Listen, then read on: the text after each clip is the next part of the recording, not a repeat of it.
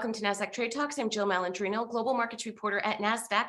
Joining us for this segment, we have Chris Englebert, Founding Partner and Chief Investment Officer with Englebert Financial Advisers, to discuss what the tax ramifications are when you start drawing from Social Security. Chris, it's great to see you. Welcome back to Trade Talks. Yes, thanks for having me. Great to see you too, Jill. And as we're well aware of, RIAs have older clients and they have questions about how Social Security and how Medicare works. Explain to us, how do taxes impact that?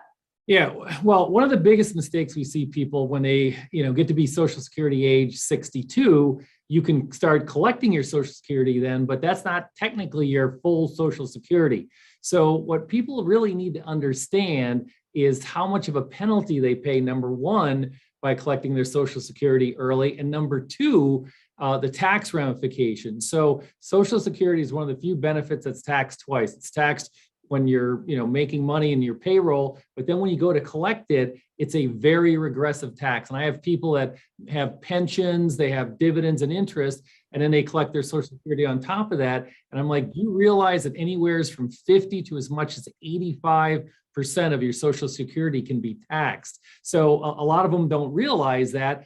And a lot of them don't realize that when they hit 65, they say, well, gee, I need to get on Medicare too. And when they go into the Medicare Social Security portal, many times they make a mistake by believing that they've got to take Social Security at the same time they take Medicare. That is not true. Those are two different items, two different circumstances from that standpoint. So even if a client is still working past 65, your recommendation is not to automatically sign up for Medicare?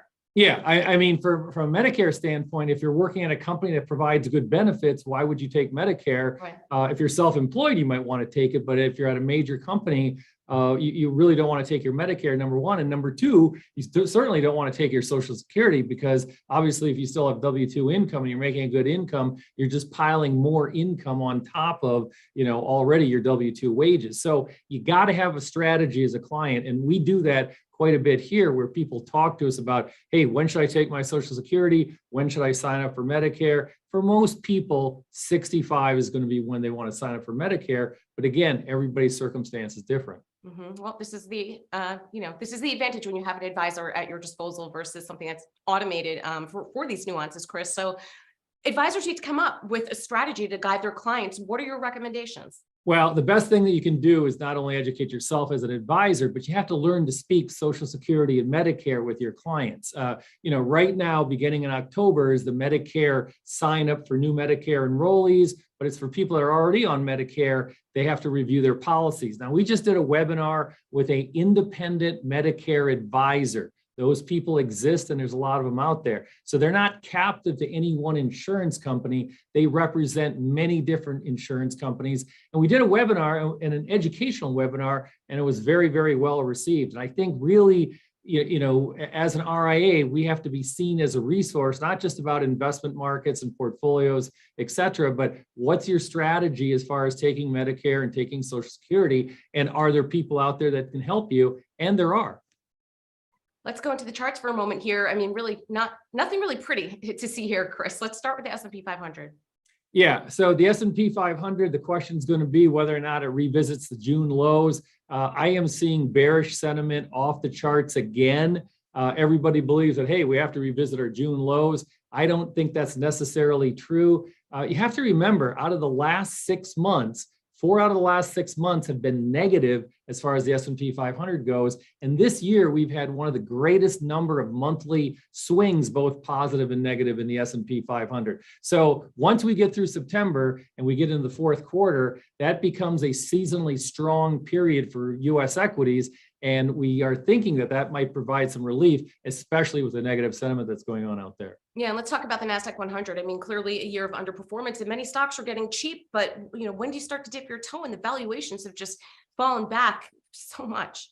Yeah, that's true. And I mean, there seems to be a rotation out of the large cap tech. And I remember you and I talking the last couple of years, and the shoe was on the other foot with large cap value. It would pop its head up, and it would get it would go back down, and large cap tech, started, really taking control. Well, now again, the other team is on the field, where large value dividend stocks. I mean, if you look at some of the dividend indexes, they're only down 9-10% for the year. I mean, I hate to say only, but tech is getting cheap at this point in time. I mean, if you look at some of the major tech players out there, their earnings are still on target for 2023. And I think at some point, sooner rather than later, you got to dip your toe in if you are underweighted large cap tech. And of course, Russell 2000 following the other assets lower.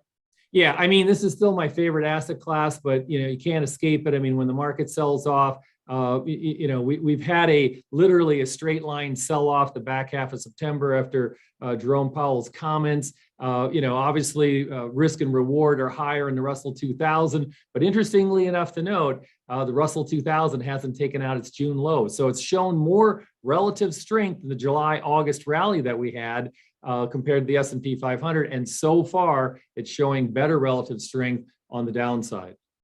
And how about oil? You straight decline. Good for the good for the consumer. Yeah, I mean, I think this is the story that a lot of people are missing. I mean, oil was driving the fact that we had such high inflation numbers, and oil continues to go lower. My call, I've been a bear on oil all year long. Oil was started the year at $75 a barrel, had a huge rally. It is now below where Russia, Ukraine, the invasion took place. And I can make a case, Jill, that we could see oil go lower than what anybody believes at this point in time. And I think that would be the surprise, and would also help, obviously, the consumer, and would help anybody that's in the supply chain alleviate a lot of that inflationary pressures that we've seen. And let's wrap up here with the 10-year treasury. I mean, fixed income having historically pretty poor year. Yeah, I mean, this is literally the worst year for fixed income. I mean, I've been having a lot of conversation with bond managers. I mean, if you can find a silver lining in the whole cloud, you are now getting some yields, whereas 2-3 years ago, you were getting nothing on your money. You're now getting 4%, 5%. So if you have any new money to commit, we're telling people these are very attractive yields at this point in time. I still believe we're in a range. I don't know if we're going to get to 4% on the 10-year, but I think we're at the top end of the range as far as interest rates go. If we do have a recession in late 2023, anybody buying longer dated bonds now is going to be amply rewarded. But if you don't want to go out that long, you can stay short on the yield curve and really pick up some return right now. And we think that's a good strategy for investors.